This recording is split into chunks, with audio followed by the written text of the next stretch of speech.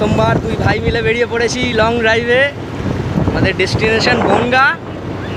বোনের বাড়ি যাচ্ছি, দিদির বাড়ি। তোর বোনের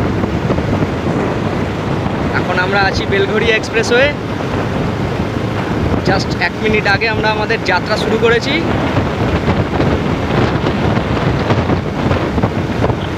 ফাঁকা রাস্তা,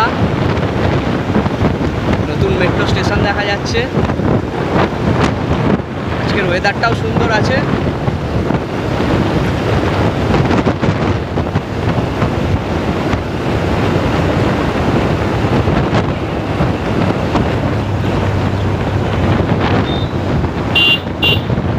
আমরা ভালো ছেলে, তাই বেশি জোরে বাইক চালাই না।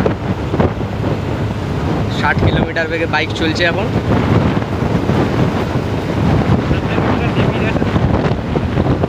হ্যাঁ,